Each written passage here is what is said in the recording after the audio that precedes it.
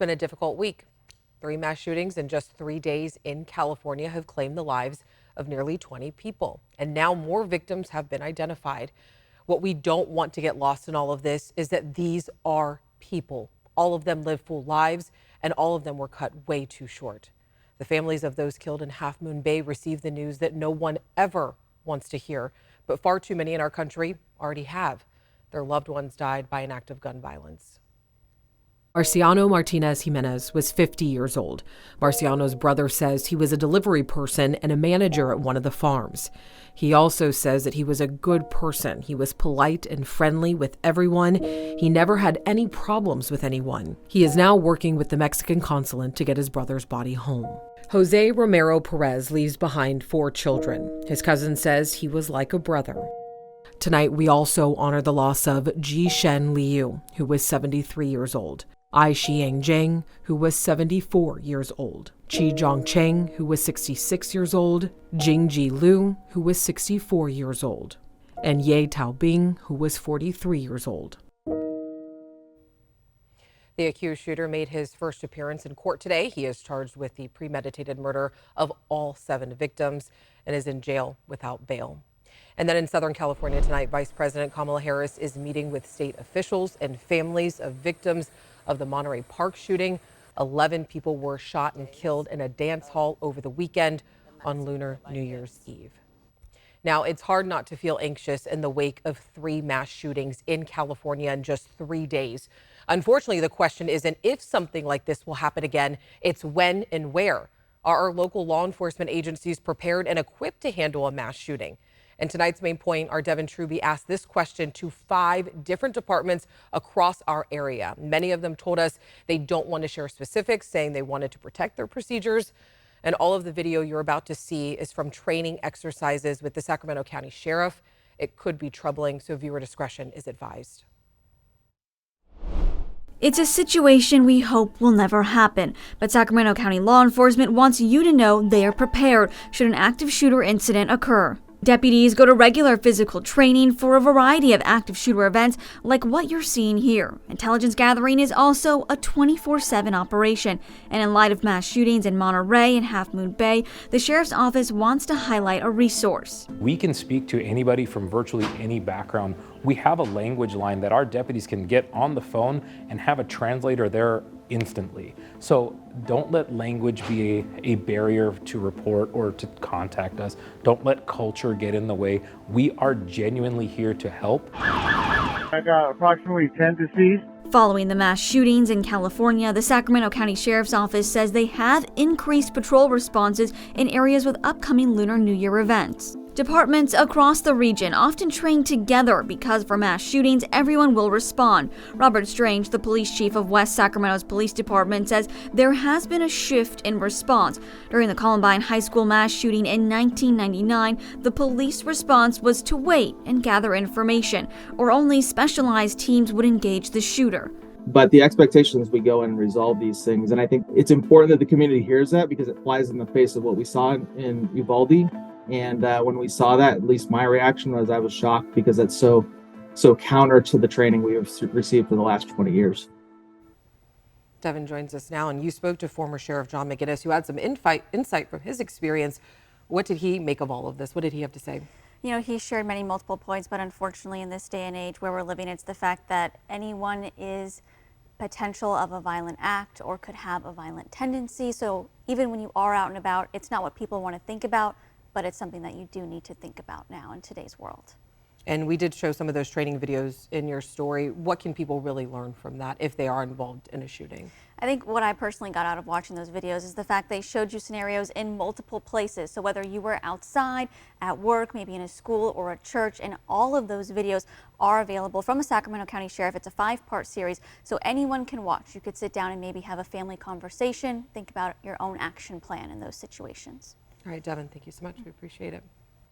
All right, after the break, Unity Against Hate. A local organization is exploring the intersection of different communities tonight.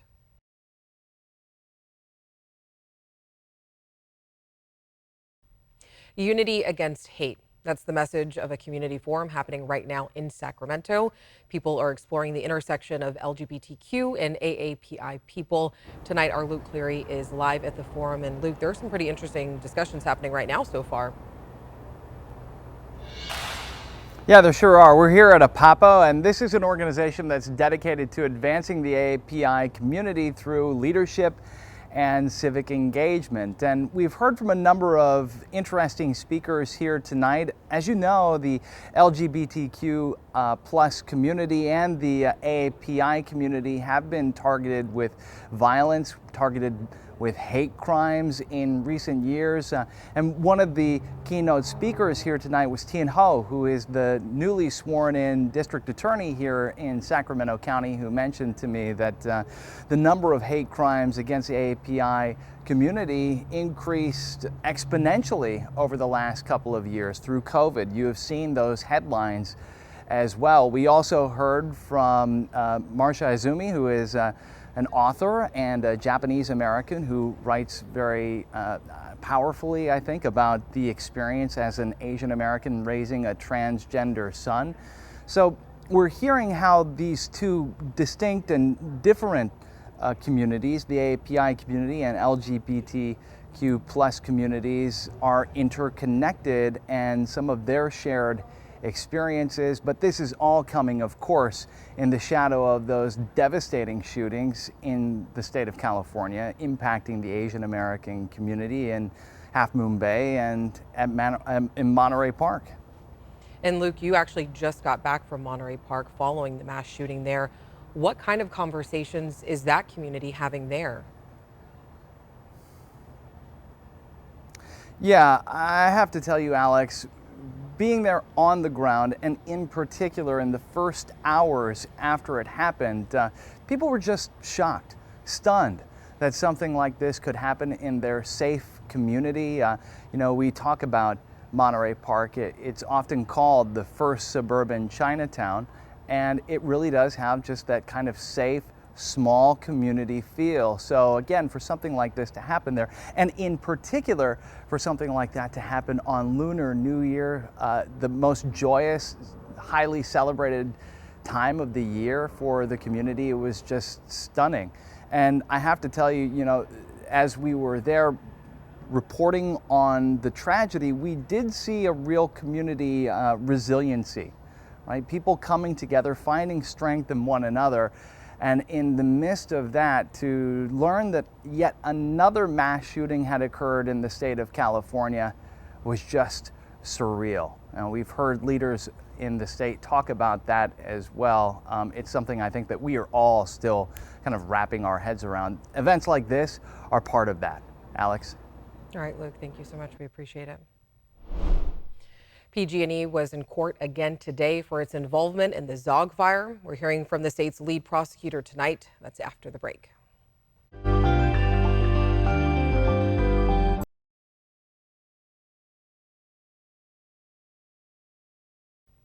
Day 4 of the PG&E manslaughter case brought out more details about the Zogg fire. The fire was sparked by a PG&E power line in the hills above Redding and killed 4 people back in September of 2020. Investigative reporter Brandon Ritteman is the only reporter covering this case gavel to gavel. He reports from Shasta County Courthouse tonight. This morning, we got a deeper look into the arson investigation of the Zogg fire with evidence never seen in public before. That evidence came from CAL FIRE surveyor Dave Caroli, who used a technology called LiDAR to make a 3D scan of the origin point of the Zogg fire. He used the data to make this reconstruction, a cross-section of the hill. In orange is the problem tree and what it would have looked like before it fell. It was leaning an estimated 23 degrees in the direction of PG&E's power lines downhill, represented by these 3 dots, he said. CAL FIRE found a big gaping wound on the back of that tree. Prosecutor Ben Hanna says PG&E should have had it removed. Yeah, I mean, the bottom line is you can't see a defect on the side of the tree that you're not looking at. So if you're not looking around the tree, our defect was on the opposite side of the power lines, and that's why it was missed. Prosecutors charged PG&E with the felony manslaughter of these 4 people, arguing the Zog fire was more than a mistake, it was criminal negligence. PG&E contractors had marked the problem tree as a hazard in 2018, but crews didn't cut it down that year. We heard more about that from Michael Kaufman, the first PG&E employee called to the stand in this manslaughter hearing. He said he called off tree work in 2018 because of a problem customer threatening tree crews. We heard evidence that he asked PG&E corporate for security guards, but he said he wasn't given any. So Kaufman decided to leave it to different tree crews who would soon be doing routine inspections of the line anyway. But prosecutors say those later inspectors weren't told to look for the problem tree, and there's no evidence they walked all the way around it to see the gaping wound on its back side, the wound that let the tree fall onto power lines 2 years later in a windstorm, starting the deadly Zog fire. They did not intentionally miss this tree, but they did not do the work that they should have done. Kaufman, the PG&E manager, is expected to resume testimony when court picks back up at 9 a.m. tomorrow. In Shasta County, I'm Brandon Rittiman. Here are some other stories that people are talking about today. 2 17-year-olds were shot at a barbershop in Rancho Cordova last night. One of them has life-threatening injuries. The Sacramento County Sheriff's Office says there were either 1 or 2 shooters. There is no information available yet about possible suspect or suspects.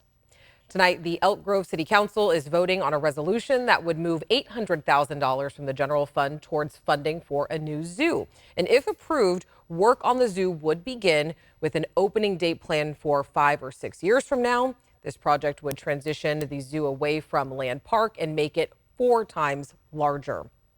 And then tomorrow, Placer and Nevada counties are doing their annual point in time count of homeless people living in those places. This gives people who work with those populations a chance to go beyond the statistics and actually meet with people who are experiencing homelessness across our area. The counts are also required for counties to get government funding from the Department of Housing. And if you watch ABC 10 Morning News, you may have noticed that meteorologist Rob Carl-Mark has been gone for a few days, and he's been up in the High Sierra attending Operation Sierra Storm Conference. Here's some of what he's learned. Hello, meteorologist Rob Carl-Mark here in South Lake Tahoe, wrapping up Operation Sierra Storm.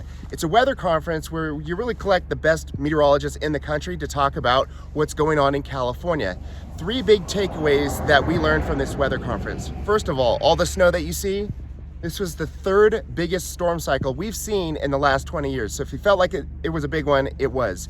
Number 2, Paradise will be completely rebuilt to a new fire standard for the buildings themselves, for the homes themselves. So it's very difficult for them to actually catch on fire. Never been done anywhere in the country. We learned that Paradise will be built to that new standard, and that's beginning right now. And the 3rd and final thing is that the ski area said the snow has been great, but not really a problem. Their number 1 issue has been the wind. They've had to put a bunch of ski lifts on wind holes so they can't run them, and also a bunch of power outages. We learned that some of the big power outages at Heavenly Mountain Resort were due to power loss on the Nevada side. A line that's very exposed, they're gonna bury it this summer, so hopefully we will not see that repeat nearly again. Yeah, some That's great. scary. It is so scary to watch that video because we've had the huge storms that toppled trees in our neighborhood. Now imagine that upped by double in the Sierra, and then you saw images like that of those swinging chairs. I mean, I can't imagine being on one of those. No. And we saw that snow that he was in. How is our snowpack looking? Yeah, our snowpack's actually looking incredible. Right now, we're seeing the Northern Sierra 182% of normal for this date, January 25th today. The Central Sierra at 220% of normal for this date. And the Southern Sierra looking very good. I mean, the Southern Sierra doesn't get as much snowfall as the Northern or even Central Sierra. So that's why this number is a little bit higher, because it's way above average for what they're used to getting. So it almost appears as though the Northern Sierra is much less, but in fact, they actually get a lot more snow than everyone else. So statewide, we're 218% of normal for this date and of the April 1st average, which is typically the time in the portion and the spot where we start to stop getting snow. With that April 1st average, we're at 127% of that number. All right, gusty, breezy winds. They're going to continue tonight as winds start picking up right now. Clear, sunny, and beautiful days ahead still, at least through Saturday. And we'll continue to get some chilly mornings by Sunday. We do expect to see some areas of light valley rain and some more mountain snow. That'll be expected. High pressure systems are currently in place to continue giving us that sunshine and those clear skies, but those cold morning starts. Then we'll get the low pressure system moving in by Sunday. That'll also give us some of that rain and snowfall. Right now, we are looking at a lake wind advisory for those high Sierra spots, Truckee, all the way past Kirkwood for the high Central Sierra portions here. Those winds are expected to get 15 to 25 miles per hour with gusts as high as 40 miles per hour. This is mostly that lake wind advisory for Tahoe, as we'll see areas of the lake there, seeing the impacts for kayakers, paddle boarders, as well as some small boats that could be prone to capsizing. So that's a danger there. In the valley, about 15 to 20 mile per hour winds. Not too bad, but it's mostly, again, the coastal range spots in the high Sierra that's expected to get as much as 40 to 50 mile per hour wind gusts. Then as we start getting to Thursday afternoon, everything kind of quiets down there, and we'll see some lighter winds ahead toward the weekend. Now, taking a look at our Futurecast radar, mostly clear until here. We get to Sunday, 1 p.m., and looks like we may get a little bit of drizzle for most people, but about a tenth to a quarter inch. Most of that snowfall for those high Sierra spots, and those are expected to get anywhere up to even a foot of snow through that region. We'll clear out a little bit more, a few clouds here and there, but the next best shot could be Friday, February 3rd, for more rain and snowfall in the forecast. Looking at Futurecast rain totals, well, we could get, again, anywhere from maybe a tenth to about a quarter inch of rain in the valley from Sunday to Monday. Some spots could maybe see up to about a third of an inch. Otherwise, snowfall-wise, 8 to 12 inches for almost everyone, except Echo there, 6 to 8 inches. And then if you are headed along I-5 and you have plans to maybe head up toward Shasta, Dunsmuir, you'll see about less than an inch on the roadways of I-5. Some of those temperatures from the valley to the foothills, we'll see those mid to low 60s, even maybe almost close to 70 in Napa. And that 10-day forecast does bring us a little bit of a mix of everything. Temperatures dropping off into the upper 40s for the highs by Monday. Some areas of rain from Sunday to Monday, but overnight lows right around those low 30s Tuesday and Wednesday. They're very chilly conditions. We will see those mid to upper 50s in the forecast as well through next.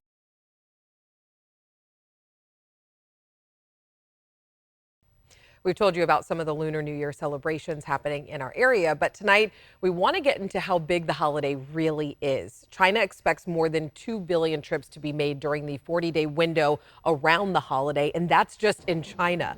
People in different Asian countries celebrate the Lunar New Year. For some who live in big cities in China, it may be their only time during the year to get back home to rural parts of the country. This is also the first time in 3 years that China has lifted parts of its strict no COVID policy, and that's also contributing to the massive travel rush there too.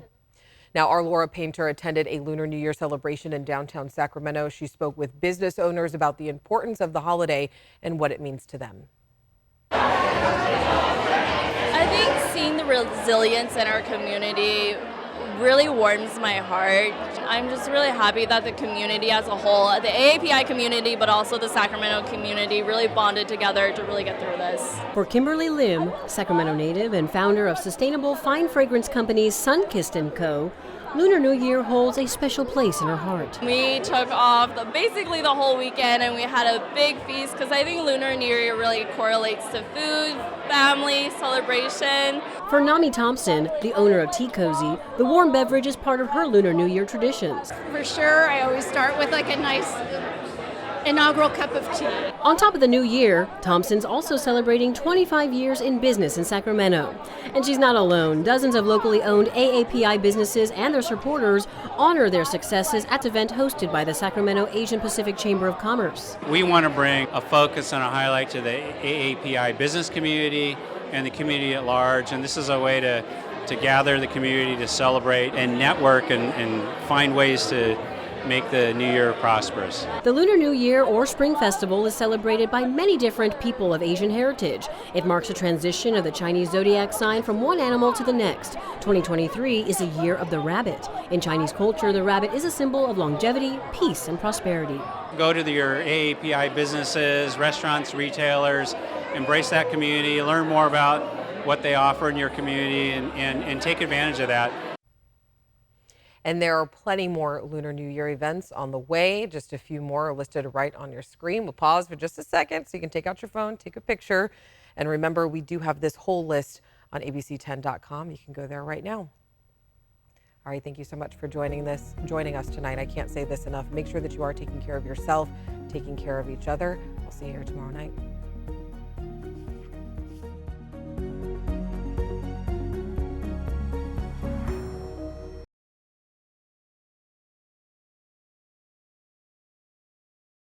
Hey, it's Alex. Just wanted to say thank you so much for watching.